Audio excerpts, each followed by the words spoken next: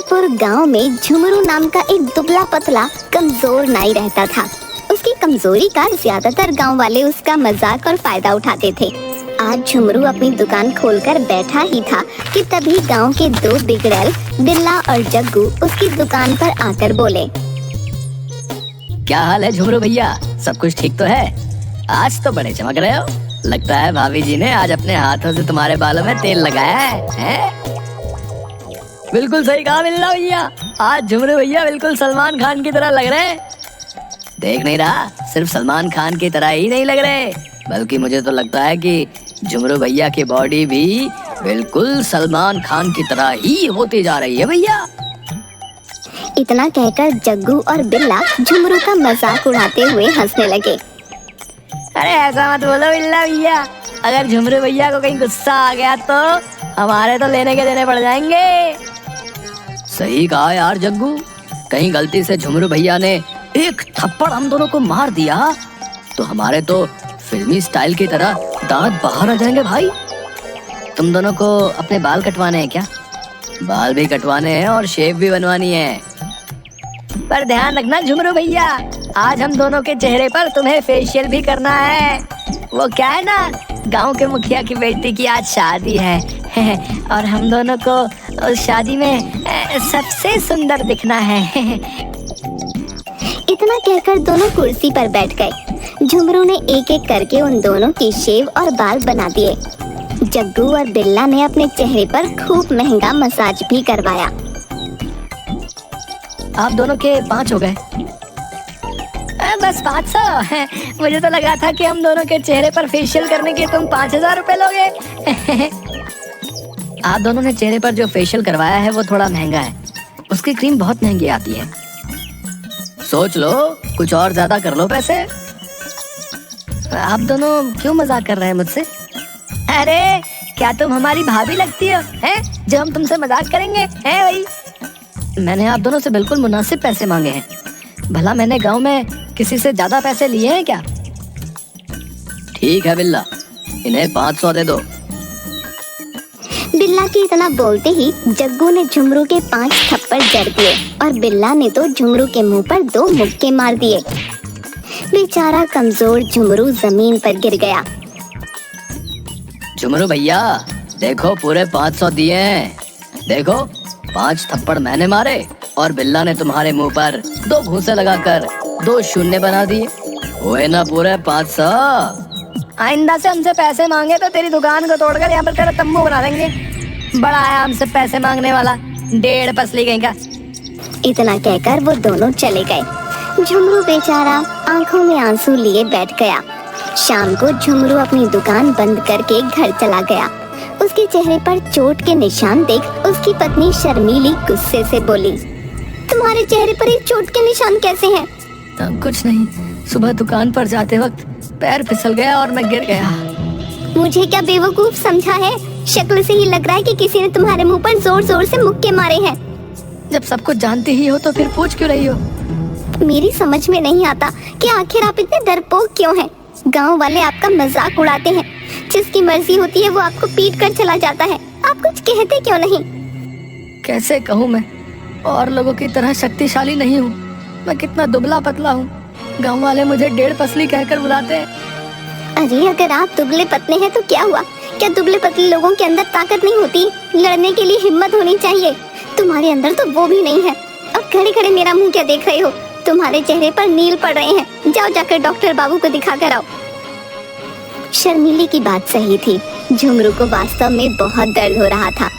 झुमरू चुपचाप घर से निकलकर डॉक्टर मुरारी के घर पर चला गया। मगर मुरारी के घर जाकर हैरान रह गया।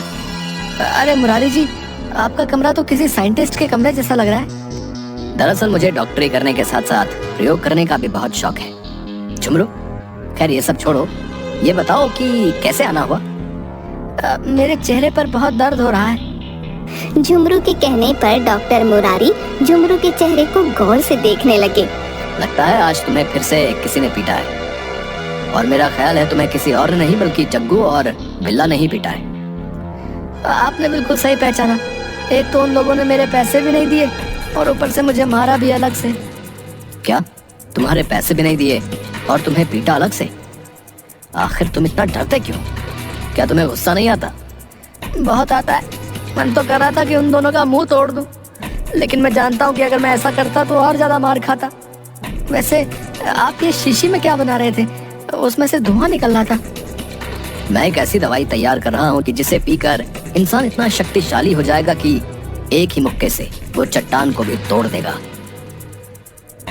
डॉक्टर की बात सुनकर झुमरू हैरत में पड़ गया। अगर ऐसा है डॉक्टर साहब तो वो दवाई आप मुझे पिला दीजिए। पागल हो गए हो क्या? पहले जानवरों के ऊपर प्रयोग किए जाते हैं, इंसानों के ऊपर नहीं। कहीं तुम्हें कुछ हो गया तो मैं जेल चला जाऊंगा। ठीक है डॉक्टर साहब, तो आप एक काम कीजिए, मुझे कुछ दवाई लिख दीजिए ताकि मेरा दर्द कम हो जाए। झुमरू के कहने पर डॉक्टर ने झुमरू को कुछ टैबलेट दे दी। झुमरू को गोली खाकर आराम मिल गया और झुमरू अपने घर चला गया। कुछ दिन ऐसे ही चलता रहा। एक दिन झुमरू अपनी पत्नी के साथ बाजार से लौट रहा था कि तभी जग्गू की बाइक शर्मीली से जा टकराई। शर्मीली, जग्गू और बिल्ला नीचे गिर गए। ये क्या हरकत है बिल्ला भैया? देखकर नहीं चल पाते क्या? तुम्हारी वजह से मेरी पत्नी को चोट लग गई। बिल्ला और जग्गू उठकर खड़े हो गए। क्या बड़ा डेढ़ पसली नाई है?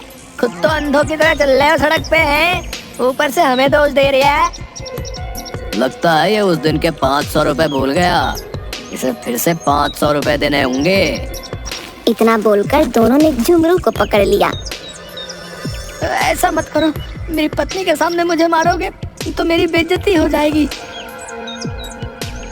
शर्मीली दर्द से कराहते हुए बोली, छोड़ दो मेरे पति को। एक तो अंधाधुंध फुल रफ्तार से अंधे होकर बाइक चलाते हो। तुम्हारी बाइक मेरी कमर से टकराई है। माफी मांगने की बजाय ऊपर से अकड़ रहे हो। मैं तुम दोनों की शिकायत मुखिया से करूंगी। शौक से कर दो, मुखिया हमारा क्या बिगाड़ लेगा है? वो तो खुद हमारे पिता से उधार पैसे मांगने आता है। मत बोलो, मेरे पिता और बिल्ला के चाचा इस गांव के जमींदार हैं। वैसे भाभी, तुम्हारी कमर इतनी नाजुक है तो हम क्या करें? अरे शर्मीली भाभी, इस डेढ़ पसली में क्या रखा है? हम दोनों से दोस्ती कर लो, तुम्हें रानी बनाकर रखेंगे, रानी। ये क्या बकवास कर रहे हो तुम दोनों? तुम्हें शर्म नहीं आती? मेरे ही सामने मेरी पत्नी को छेड़ रहे हो। हाँ छेड़ रहे हैं, तो तू क्या कर लेगा बे? हैं? ओ यार, क्यों इस डेढ़ पसली से खामखा बात करके अपना वक्त बर्बाद कर रहा है? ओए जड़ दे 2-3 गाल पर। बिल्ला के कहने पर जग्गू ने 2-3 थप्पड़ झुमरू के गाल पर जड़ दिए और वो दोनों झुमरू का मजाक उड़ाते हुए वहाँ से चले गए। जब तुम मेरी सड़क पर इन लड़कों से मेरी रक्षा नहीं कर सकते तो फिर तुम्हारे पति होने का क्या फायदा? डूब मरो चुल्लू भर पानी में। इतना कहकर शर्मीली गुस्से से वहाँ से चली गई। झुमरू रात तक वहाँ गुस्से की हालत में खड़ा रहा। रात को झुमरू अपने घर की ओर जाने लगा, तभी उसकी नजर डॉक्टर मुरारी के घर पर पड़ी। झुमरू तुरंत मुरारी के घर के अंदर चला गया और झुमरू वही ताकत की दवाई उठाकर घर चला आया। अगली सुबह वो बगैर कुछ खाए पिए घर से बाहर आकर उस शीशी को जेब से निकालते हुए गुस्से में अपने आप से बोला, बिल्ला और जग्गू ने मेरा जीना हराम कर रखा है। कल तो इन दोनों ने हद कर दी, मेरी पत्नी के सामने मुझे बेइज्जत कर दिया। मैं उन दोनों को नहीं छोड़ूंगा, और उन दोनों को ही क्यों, पूरा गांव मेरा मजाक उड़ाता है। मैं सबको सबक सिखाऊंगा। इतना बोलकर जग्गू वो पूरी शीशी पीने ही वाला था कि तभी वो खुद से बड़बड़ाते हुए बोला, नहीं, ये मैं क्या कर रहा हूँ? डॉक्टर मुरारी ने कहा था कि इसका प्रयोग सबसे पहले जानवरों में किया जाएगा, लेकिन मेरी जिंदगी भी तो किसी जानवर से कम है क्या?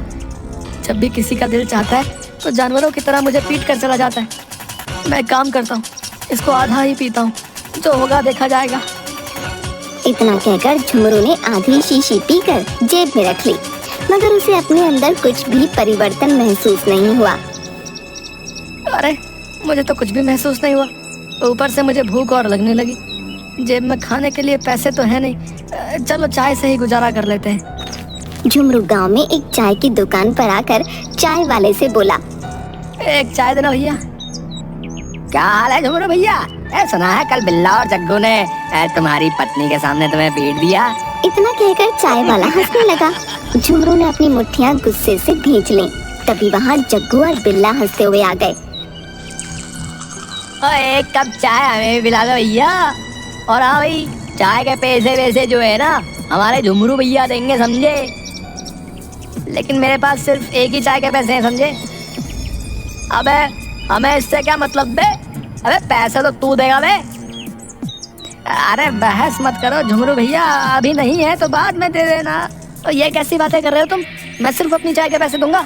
अरे मैं तो इसलिए बोल रहा था कि ये दोनों तुम्हें खामखा पेट देंगे। आज तुम्हें इतना गुस्सा क्यों आ रहा है? चाय वाले के कहने पर झुमरू सोच में पड़ गया। ये सच था कि दवाई पीने के बाद झुमरू को बेहद गुस्सा आ रहा था। तभी अचानक देखते ही देखते झुमरू की शर्ट फट गई और झुमरू के हाथों के मसल्स निकल आए। ये देखकर चाय की दुकान पर मौजूद सभी व्यक्ति हैरत में पड़ गए। तुम दोनों ने कल मेरी पत्नी के सामने बहुत बेइज्जती की है ना, अब मैं तुम दोनों को नहीं छोड़ूंगा। झुमरू का शरीर देखकर जग्गू और बिल्ला थर थर कांपने लगे। अरे इसको क्या हो गया बिल्ला? ये कमजोर नाई से पहलवान कैसे बन गया? तभी झुमरू ने उन दोनों को पूरी तरह से पीट दिया।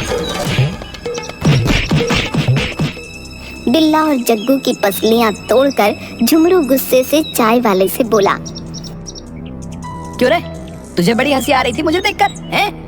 अरे नहीं झुमरू भैया, हम तो आपकी भलाई के लिए बोल रहे थे, हम सब आपके साथ में हैं। आते ही तूने मेरा सबसे पहले मजाक उड़ाया था। उन दोनों से कुछ कहने के बजाय तू मुझसे ही चाय के पैसे मांग रहा था, है बे? इतना कहकर झुमरू ने लातों और घूंसों से चाय वाले का मुंह लाल कर दिया। चाय वाला बेहोश होकर गिर पड़ा। पूरे गांव में हाहाकार मच गया। कुछ ही देर में गांव का जमींदार चौधरी अपने आदमियों को लेकर गुस्से से झुमरू के घर पर पहुंचकर उसकी पत्नी से बोला, कहाँ है तेरा पति झुमरू? उसने मेरे भतीजे और बेटे को इतनी बुरी तरह से मारा है कि उनकी पसलियां तक तोड़ दी। ये कैसी बात कर रहे हैं आप चौधरी जी? मेरे पति तो बेहद दुबले पतले और बहुत सीधे हैं। उल्टा तुम्हारे बेटे और भतीजे ने कल बाइक से मेरी पीठ पर चोट मार दी और मुझे छेड़ा और... अरे बकवास मत कर शर्मीली, हैं? अरे पूरे गांव में तेरा पति सबको बेदर्दी से पीटता फिर रहा है, हैं? तभी अचानक वहाँ पर झुमरू आ गया। झुमरू को देखकर चौधरी थर थर कांपने लगा और अपने आदमियों से बोला, अरे देखते क्या हो, अरे निकाल दो इसकी सारी पहलवानी।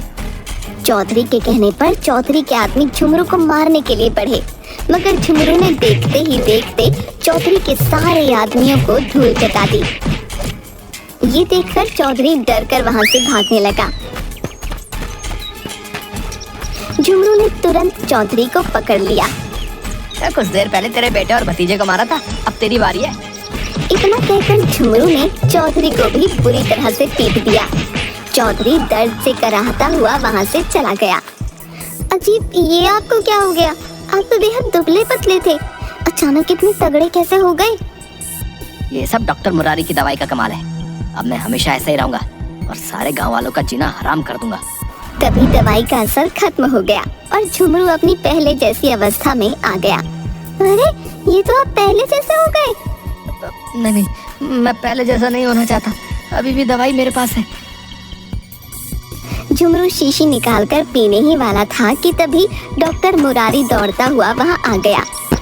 अरे झुमरू भैया, ये क्या कर रहे हो? इस दवाई को मत पियो। अरे नहीं, इस दवाई की वजह से आज मैंने उन सबको धूल चटा दी जो मेरा मजाक उड़ाते थे। अरे झुमरू भैया, कल पूरी रात मैं इस दवाई को घर में ढूंढता रहा, लेकिन जब सुबह मुझे पता चला कि तुमने सबको पीट दिया तो मैं समझ गया कि ये दवाई तुमने पी ली है। ये दवाई वैसी नहीं है जैसा तुम समझ रहे हो। दूर हट जाओ डॉक्टर मुरारी, और तुम मुझे इस तरह की और दवाई बना कर दो। झुमरू, मैं तुम्हें वही बताने की कोशिश कर रहा हूँ। ये दवाई सिर्फ कुछ देर के लिए इंसान को थोड़ा सा आकार बढ़ाकर मसल्स बना देती है, लेकिन ताकत पैदा नहीं कर सकती। आप कहना क्या चाहते हैं? वही जो तुम सुन रहे हो। इसे पीने से सिर्फ तुम्हारे मसल्स और थोड़ी सी लंबाई बढ़ेगी, लेकिन जिन गांव वालों को तुमने पीटा है वो तुम्हारी खुद की ताकत है झुमरू। मैं नहीं मानता। अगर ऐसी बात है तो फिर मुझे गुस्सा क्यों आ रहा था? झुमरू, इस दवाई को पीने के बाद सिर्फ इंसान को थोड़ा सा गुस्सा आ जाता है। जब तुम्हारे शरीर का आकार और मसल्स बढ़ गए तो तुम्हें उसे देखकर हिम्मत आ गई। जबकि सच तो यह है कि अगर तुम इसे नहीं भी पीते और अपने अंदर हिम्मत पैदा कर लेते तो तुम उन लोगों को वैसे भी मार लेते। झुमरू, तुम सिर्फ देखने में दुबले पतले जरूर हो, लेकिन तुम्हारे अंदर एक आम आदमी की तरह ही ताकत है। आप सही बोल रहे हैं डॉक्टर, शायद मुझ में हिम्मत की ही कमी थी। आज के बाद अब मैं अन्याय नहीं सहूंगा। उस दिन के बाद झुमरू ने डरना छोड़ दिया। एक दिन झुमरू उसी चाय वाले की दुकान पर चाय पी रहा था कि तभी वहाँ पर जग्गू और बिल्ला आ गए। कहीं ये लोग मुझसे बदला लेने तो नहीं आए? झुमरू उन दोनों की ओर गौर से देखने लगा। तभी जग्गू फुसफुसाकर बिल्ला के कान में बोला, अबे यहाँ तो झुमरू ना ही खड़ा है, देख कैसे हमें घूर कर देख रहा है। अबे तो हमें क्या है, हम कोई लड़ने थोड़ी आए हैं भाई। अबे ये हमें घूर रहा है, कहीं ऐसा ना हो कि ये फिर से पहलवान बनकर हमें पीट दे।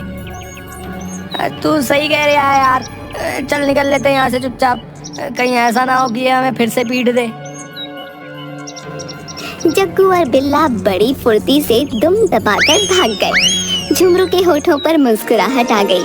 इसके बाद झुमरू अपनी पत्नी के साथ खुशी खुशी रहने लगा।